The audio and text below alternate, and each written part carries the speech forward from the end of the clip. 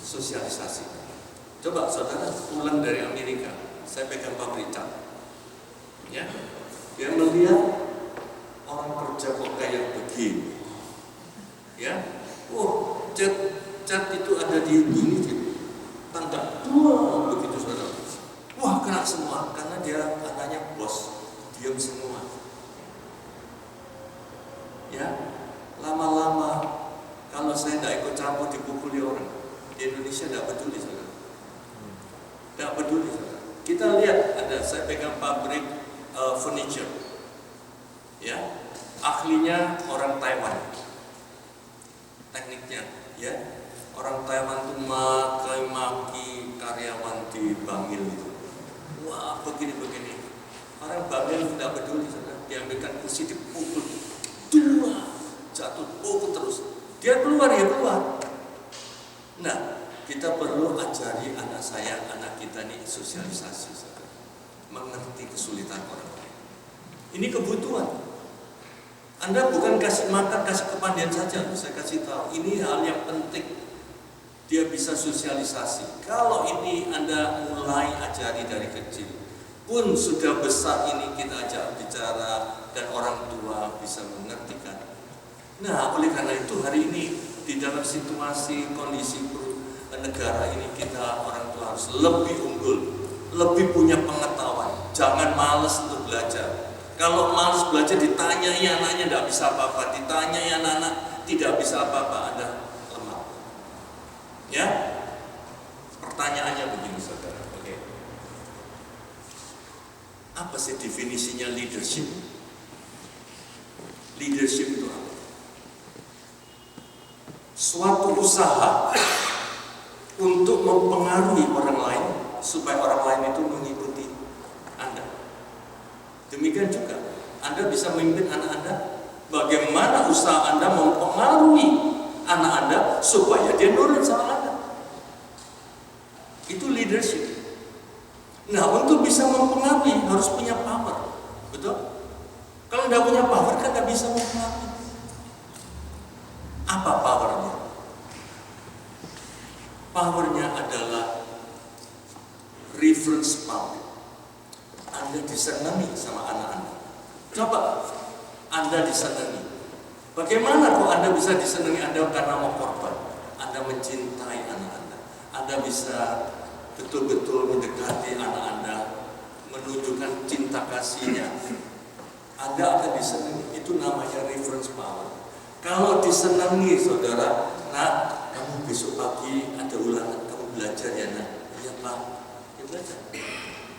Tapi kalau tidak disenangi, nggak mau. Reference power. Apalagi, ya, orang yang betul-betul pandai. Jadi orang tua harus mempunyai sesuatu yang lebih unggul. Dia tanya apa, Anda bisa jawab. Oleh karena itu Anda punya pengetahuan. Pak, ini urusan seks, you tidak mengerti. Ini urusan politik, you tidak mengerti. Ini urusan ekonomi, you tidak mengerti. Semua tidak mengerti. Papa tidak mengerti, mama tidak mengerti. Ini bahaya. Ya, Anda harus punya kepandaian, dan kepandaian itu akan punya power untuk mempengaruhi. Tadi definisinya. Ya, Anda punya apa lagi? Punya bisa menghukum secara tegas. Ya, kalau kamu begini, ini saya lakukan ini. Kalau kamu ini tegas, saudara, bukan kasar. Tegas tidak kasar. Ya, nanti saya bahas lebih dalam lagi. Information power, punya informasi banyak. Saya kalau duduk di perusahaan ya, saudara, waktu istirahat, para manajer itu duduk di pinggir saya semua. Saya bicara-bicara dia senang. Karena apa? Bicara soal apa saja, mau pacaran, saya punya pengetahuan. Soal didik anak, saya punya pengetahuan. Soal ekonomi, soal ini dampaknya bagaimana, saya bisa. Informasi saya banyak. Sehingga orang senang. Begitu orang senang dengan saya perintahkan gampang, saudara. Ini Pak Broto mau pergi ke Kanada, dan saya minta ini diselesaikan dan tanggung jawabnya ini. Kamu sanggup? Iya Pak, saya akan selesaikan. Pada waktu Bapak datang, ini semua beres. Karena apa? Saya disenangi, saudara. Kalau tidak disenangi alasan macam-macam, tidak bisa Pak, waktunya tidak cukup, ya, tidak bisa, kami lagi pekerjaan banyak-banyak, alasan macam-macam. Demikian juga kita pengaruhi anak kita harus punya power, information power. Dan yang paling penting adalah God power. Kalau Anda tidak pernah mau berdoa untuk anak Anda, kapan Pak saya berdoa? Setiap saat Anda berdoa. Kalau Anda berdoa jangan lupa doakan anak. Saya kasih tahu, tidak peduli anak itu baik atau tidak baik, jangan lupa mendoakan anak. Tadi investasi yang terbesar untuk mempersembahkan kepada Allah adalah anak Anda yang benar. Tidak mungkin anak Anda benar dengan kekuatan Anda sendiri, tapi harus dengan kekuatan Roh Kudus yang bimbing. Oleh karena itu Anda mau mempunyai God power. Saudara Anda kalau rasakan nanti God power, anak Anda itu dia yang bimbing, dia yang mengingatkan, dia yang memberitahu. Ya, ini mulai cara-cara dan ini harus diperjuangkan. Tidak bisa enak-enakan. Terutama saudara tentang rohani. Nah, di tempat ini rohani ini sangat harus diperhatikan. Karena apa? Ya, anak yang benar itulah yang memiliki negeri, katanya Tuhan. Anak orang yang fasik dia akan dibinasakan. Oleh karena itu Anda harus jadi benar dulu orang tua. Fourth thing to change, I must change first. Fourth thing to change, I must change first. Kalau saya mau mempengaruhi anak saya berubah dulu. Apanya yang berubah? Cara pandang saya, cara kata-kata saya, teladan saya, bagaimana saya menghadapi dia. Ya. Tapi kalau sekarang tidak pernah berubah, menganggap bahwa saya paling benar, saya ini, Anda mesti belajar, saudara. Setiap anak beda cara sikap kita mengatasi, tidak sama sekali. Ya, inilah yang harus diperjuangkan, saudaraku. Terutama sekarang kita belajar strateginya. Ya, banyak orang percaya dengan Tuhan. Ya, saya percaya dengan Tuhan, tapi dia tidak mengerti strategi untuk menghadapi anak saya tidak sama dengan strategi anaknya temannya. Jadi anaknya temannya bilang ini saya bisa berhasil dengan ini, lalu diambil cara itu dilakukan untuk anaknya, belum pasti. Tetapi saya pasti tahu kalau Anda serius, saudaraku, Anda sungguh-sungguh mau menjadikan anak Anda perhatikan, Anda tahu Anda harus berbuat apa. Dan itulah yang harus Anda gali. Ya, harus Anda berjuang, saudaraku. Ya, oke, lanjut. Yang kedua, mengasihi. Di dalam Yohanes 13 ayat 34, saudaraku, Tuhan memerintahkan, aku memberikan perintah baru kepada kamu, yaitu supaya kamu saling mengasihi, sama seperti aku telah mengasihi kamu, demikian pula kamu harus saling mengasihi. Perhatikan ya para orang tua. Banyak orang tua sekarang ini sakit hati sama anak-anaknya, kecewa dan sakit hati. Dan ini kalau dibiarkan itu ada hidden sin, dosa yang tersembunyi, dan pada satu saat akan meledak. Dan meledak ini jahat sekali, saudara. Ya, kelihatannya manis-manis tapi dia benci. Hati-hati, saudaraku. Tuhan perintahkan bukan saling membenci, bukan saling mendendam, tapi saling mengasihi. Nah, apa kasih? Kasih itu mau korban, saudara. Kalau orang tua sudah tidak mau korban pada anak-anaknya, ya, bukan kasih. Lagi sekali Anda mau korban atau tidak. Lah anak saya kayak begitu Pak Broto, begini menghabiskan uang, menghancurkan ini saya, ini bagaimana? Nah, katanya kunci cuma satu, ada kasih atau tidak. Saudara, kasih itu murah hati, kasih itu mau korban, ya. Tapi bukan berarti kasih itu lemah. Jangan salah mengerti. Jangan salah mengerti. Banyak dimengertikan yang salah tentang kasih. Ya, saudara, kasih itu tegas, tapi lemah lembut, bukan kasar. Ya, tegas arahnya begini arahnya. Yang benar itu begini. Nah, ini butuh orang tua yang betul-betul mengerti prinsip di dalam kebenaran Tuhan. Anak-anak kita, perhatikan saudara, ini pengalaman yang saya lihat. Kalau Anda mendidik anak tegas tapi tidak lemah lembut, anak itu akan jadi pemberontak. Anak pemberontak. Ya. Tetapi sebaliknya, Anda mendidik anak tegasnya kurang, lemah lembutnya luar biasa. Ada ibu-ibu lemah lembut sama anaknya, ya. Aduh, apa tuh lemah lembut, tapi tidak pernah tegas, saudara. Apa yang terjadi? Anak itu anak manja.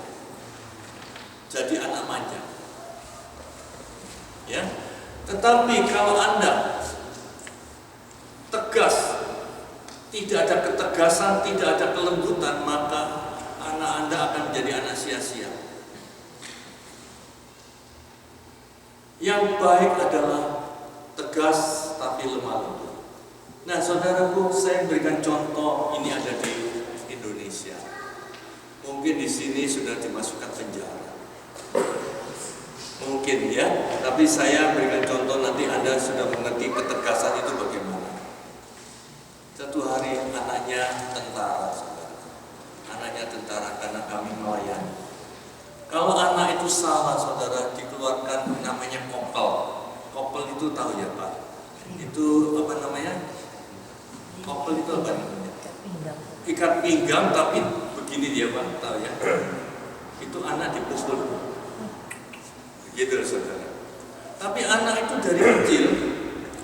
dari kecil, ya. Kalau sudah salah, karena papanya berpikir harus disiplin, harus tanggung jawab, baik saudara.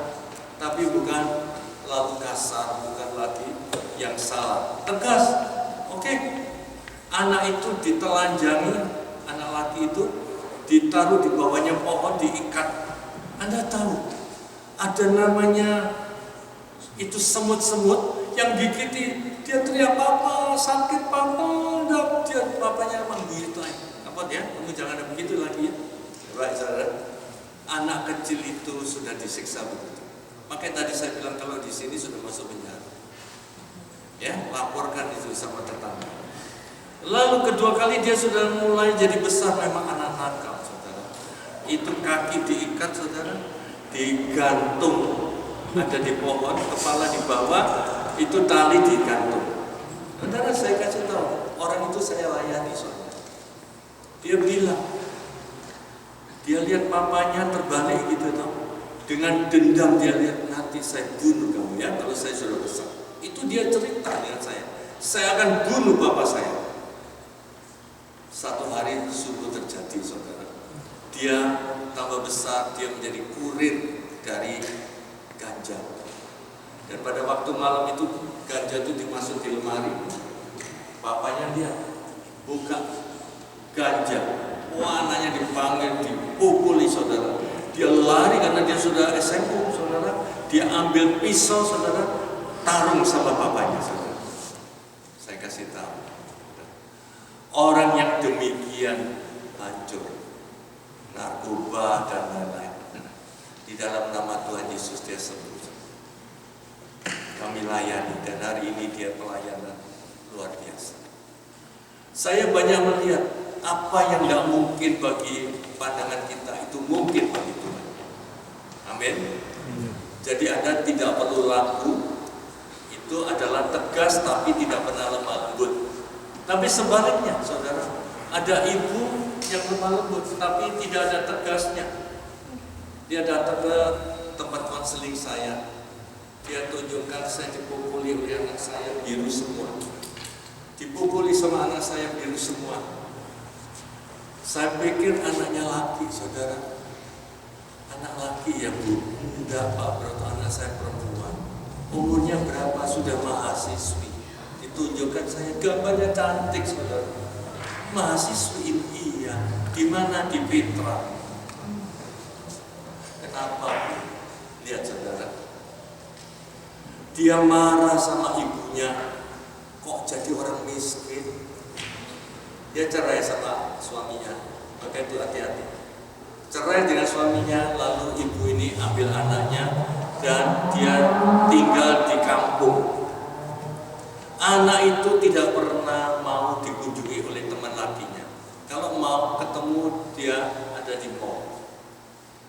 Malu punya ibu yang miskin. Oke?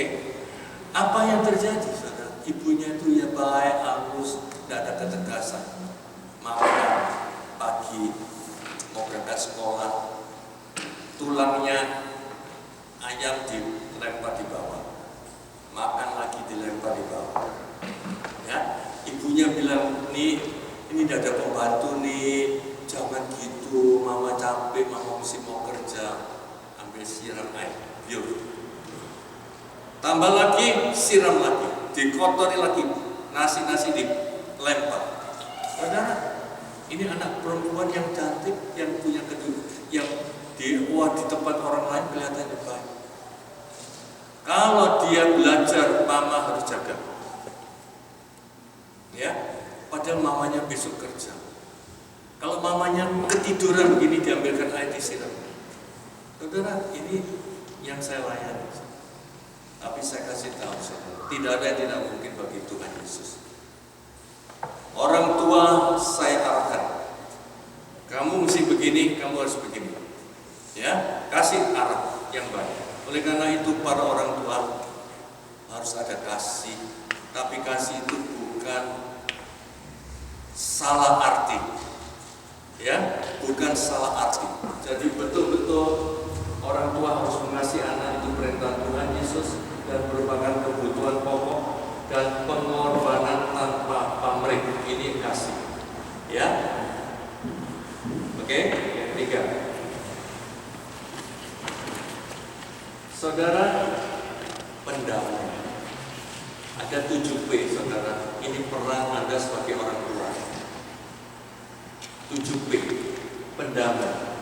Berusaha hidup damai dengan semua orang dan kejar kekudusan. Sebab tanpa kekudusan tidak seorang pun dapat melihat Tuhan. Saudara, orang tua bisa anak banyak. Bisakah Anda adil dengan anak-anak itu? Banyak saya melihat orang tua tidak adil. Ya, selalu berat sebelah. Ya, apalagi anak satu ini lebih punya uang, yang satunya tidak punya uang. Itu adalah paling bahaya. Ya, apalagi satu ini anak pandai sekolahnya, sedangkan satu bodoh. Lalu selalu membedakan, selalu kalau ada apa-apa menyalahkan yang bodoh, yang lemah. Ini hati-hati saudaraku sebagai orang tua. Ini penyebab-penyebab kehancuran anak tersebut. Sudah sampai dewasa pun dia masih ingat, orang tua saya tidak adil. Dia selalu untuk membela saudara saya. Oke, saudara, saya minta Anda sadar betul-betul. Anda harus bisa mendamaikan. Harus sebagai pendamai. Karena Anda itu orang tua, itu Anda adalah anak-anak damai. Tuhan Yesus adalah Raja damai. Oleh karena itu harus damai, ya. Saudara, saya mau jelaskan ini, saudara. Orang tua sering menciptakan sesuatu yang tidak damai. Ini saya perhatikan baik-baik. Sehingga kalau suasana rumah itu tidak damai, maka akan berdampak kepada anaknya. Misalkan suami istri berkelahi terus ada di rumah. Ini terjadi di Surabaya, saudara. Ya, ayah dan istrinya, suami dan istri terus geger. Anaknya perempuan cuma satu. Setiap kali mesti rame, hal yang kecil pun rame. Lalu anaknya tuh masih SD. Dia datang ke papanya, "Pak, Papa jangan rame Pak. Aku nih sumpah tidak bisa belajar, Pak." Ya itu loh, mama itu loh keras kepala. Kalau dikasih tahu tidak pernah mau tahu. Mamamu itu ya kepandian tapi bodoh, gitu saudara. Datang ke anak itu ke papanya, "Ma, tolong Ma, mama jangan rame Ma, aku tidak bisa belajar Ma. Sebetulnya aku kepingin keluar dari rumah ini. Tolong mama jangan ini." Ya itu papamu itu waduh, dari dulu modomi bapak ini. Bapak tidak ikut-ikut dituding-tuding saudara. Ya dong, marah mamanya. Sesuai dengan modomi mbokmu gitu saudara. Mamamu itu sama, kamu jangan begini, geger terus. Ada satu hari saudara karena geger terus, anak ini sakit. Anak perempuan kelas 6 SD ini sakit, saudara. Panas. Papanya masuk, saudara, di kamar. Kalau papanya masuk, mamanya keluar dari kamar. Nah, jangan takut, ada Yesus. Yesus itu penyembuh. Yesus pasti sembuh. Begitu, saudara. Ya. Doa, ayo anak doa. Begitu keluar, mamanya masuk. Nah, ayo doa sama mama. Tiap kali doa terus bosan, saudara. Karena doa terus bosan. Papa masuk ngajak doa, mama masuk ngajak doa. Ya dong. Satu saat, saudara. Satu saat mamanya masuk. Terus di dalam kamar teriak-teriak mamanya. Kenapa anak itu mengeluarkan darah? Telinga mengeluarkan darah, hidungnya mengeluarkan darah. Mamanya teriak-teriak, papanya masuk. Begitu papanya masuk, anak itu pegang tangan papanya, pegang tangan mamanya, ditaruh di perutnya ini, dia pegang, saudara. Mati anak itu.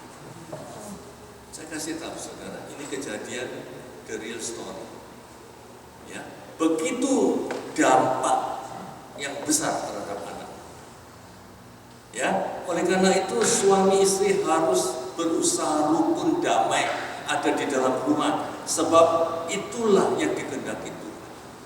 Kalau tidak, dampak ini akan kena dengan anak. Ya, lanjut Pak. Keempat, pembina. Didiklah orang muda menurut jalan yang patut baginya, maka pada masa tuanya pun ia tidak akan menyimpang daripada jalan itu. Saudara, orang tua harus menjadi pembina. Ingat, tidak otomatis anak itu jadi pintar, tidak otomatis anak itu bisa sendiri. Walaupun anak Anda sudah dewasa, katanya sudah dewasa, butuh nasihat Anda, sangat butuh pengarahan Anda. Ingat saudara, Anda jam terbangnya lebih banyak. Ya, Pak Broto, anak saya sudah S2 saudara, ya, sudah bekerja sendiri. Hampir tiap malam saya panggil, saya ajak bicara. Sebab saya tidak mau kecolongan bahwa dia dapat banyak uang kemudian dia lupa Tuhan. Saya tidak mau. Saya ajak bicara soal bisnis, soal kerjaan. Ya, kalau dia punya kesulitan tentang keuangan, tidak saya drop. Kenapa kamu kesulitan keuangan begini? Caramu begini, harus begini, harus begini. Lakukan ya, tapi sementara ini lakukan dengan cara ini, nanti kamu bisa. Ya, ayo doa, ayo ini. Saya arahkan saudara.